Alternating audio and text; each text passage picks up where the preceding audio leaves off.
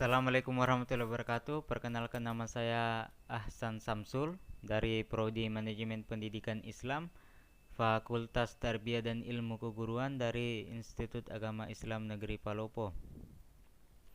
Video kali ini saya buat untuk memenuhi tugas akuntansi manajemen 2, yaitu dengan dosen pembimbing Suci SE MAK. Pada video kali ini saya akan membahas dua materi. Oke, langsung saja saya akan membahas materi yang pertama.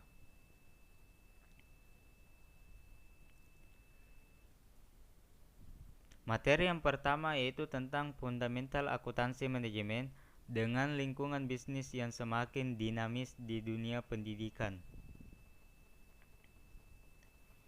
Yang mencangkup 3 pembahasan, yaitu 1. Peranan akuntansi manajemen. Yang kedua, masalah bisnis di dunia pendidikan.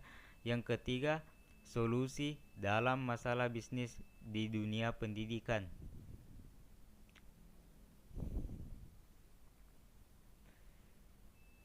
Pengertian akuntansi manajemen.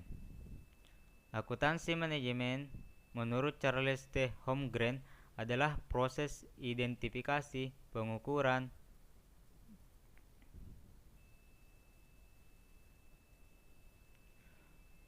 saya lanjut lagi. Menurut Charles T. Holmgren, akuntansi manajemen adalah proses identifikasi, pengukuran, akumulasi, analisa, penyiapan, penafsiran, dan komunikasi tentang informasi yang membantu masing-masing eksekutif untuk memenuhi tujuan organisasi. Secara umum, akuntansi manajemen adalah sistem akuntansi yang berkaitan dengan ketentuan dan penggunaan informasi akuntansi untuk manajer atau manajemen dalam suatu organisasi dan memberikan dasar kepada manajemen dalam membuat keputusan bisnis yang akan memungkinkan manajemen lebih siap dalam pengelolaan dan melakukan fungsi kontrol.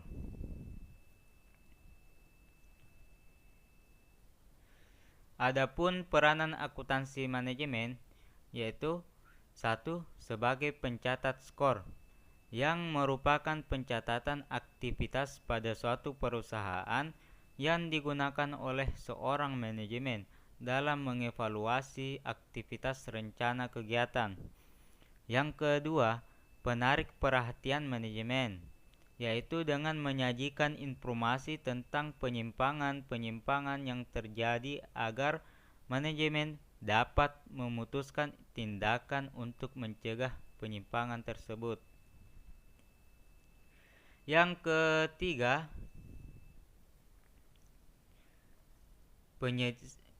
akuntansi manajemen sebagai penyedia informasi bagi pemecah masalah. Akuntansi yang baik akan selalu diandalkan oleh pihak manajemen agar bisa dihasilkan tindakan yang tepat untuk memecahkan masalah yang akan terjadi. 4. Akuntansi manajemen sebagai penyedia informasi untuk pengambilan keputusan.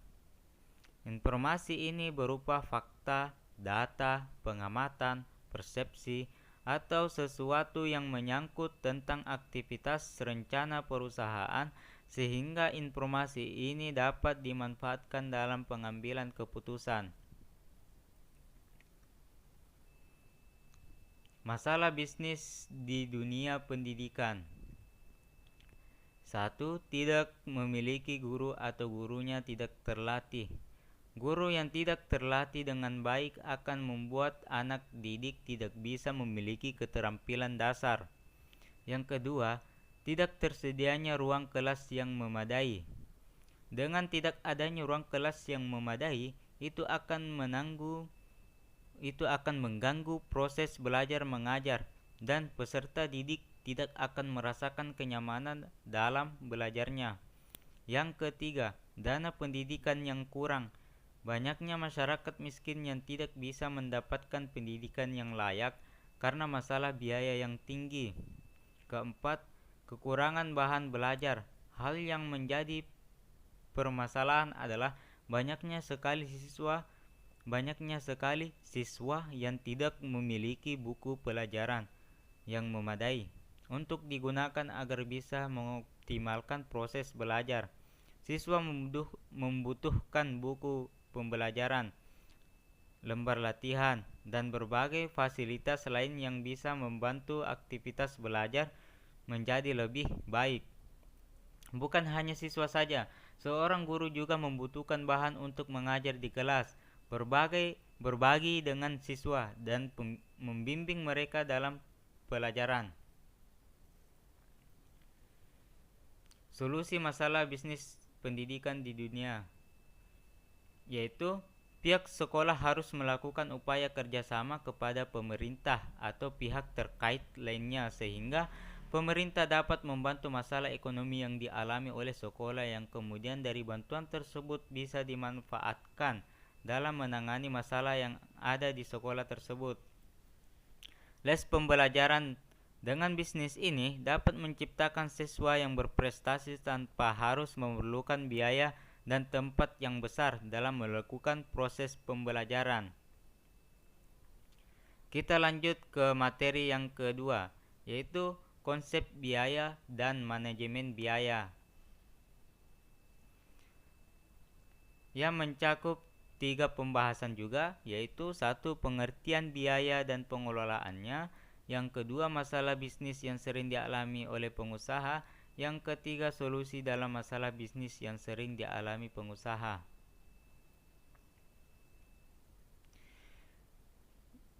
Pembahasan yang pertama, konsep biaya. Konsep biaya merupakan konsep yang terpenting dalam akuntansi biaya dan manajemen biaya. Konsep biaya bertujuan untuk agar seorang manajemen dapat membedakan jenis-jenis biaya. Pengertian biaya. Biaya merupakan pengorbanan atau pengeluaran yang dilakukan oleh suatu perusahaan atau perorangan yang bertujuan memperoleh manfaat lebih dari aktivitas yang dilakukan tersebut. Adapun beberapa istilah biaya, yaitu biaya cost merupakan pengeluaran sumber ekonomis yang diukur dalam satuan uang. Contohnya ialah persediaan bahan baku.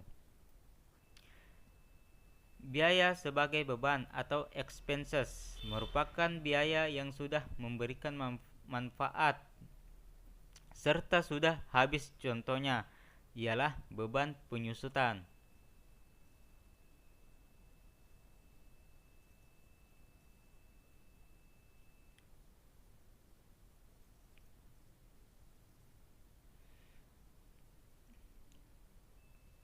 Kita lanjut ke manajemen biaya. Pengertian manajemen biaya.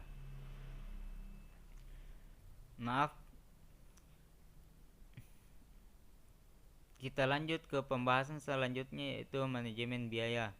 Manajemen biaya merupakan salah satu sistem yang didesain untuk dapat menyediakan informasi bagi manajemen untuk sebagai pengidentifikasian peluang-peluang penyempurnaan, perencanaan, strategi, dan pembuatan keputusan operasional mengenai pengadaan dan penggunaan sumber-sumber yang diperlukan oleh organisasi. Macam-macam manajemen biaya. 1. Biaya bahan baku langsung dan biaya bahan baku tidak langsung. Yang kedua, biaya tenaga kerja langsung dan biaya tenaga kerja tidak langsung. Yang ketiga, biaya tidak langsung lainnya. Yang keempat, biaya tetap dan biaya variabel. Yang kelima, biaya per unit.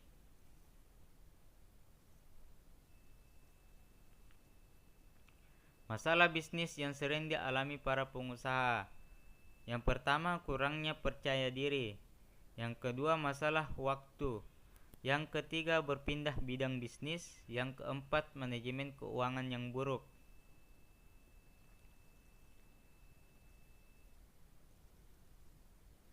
Solusi dari masalah bisnis yang saya sebutkan tadi adalah tenangkan pikiran. Yang kedua, cobalah untuk berpikir positif. Yang ketiga, gunakan cara berpikir kreatif untuk menemukan solusi. Yang keempat, jangan putus asa menghadapi masalah. Nah, itulah tadi pembahasan saya mengenai kedua materi tersebut. Mohon maaf jika penjelasan saya kurang lengkap dan kurang bagus, dan mohon maaf jika saya ada salah kata, karena saya juga manusia biasa yang tidak luput dari kesalahan. Dan kepada dosen pembimbing yaitu Suci SEMAK, saya ucapkan terima kasih banyak telah membimbing kami dan telah berbagi ilmu dengan kami mahasiswanya. Dan semoga ibu selalu sehat, selalu diberikan umur yang panjang, diberikan rezeki yang banyak. Akhir kata saya ucapkan assalamualaikum warahmatullahi wabarakatuh.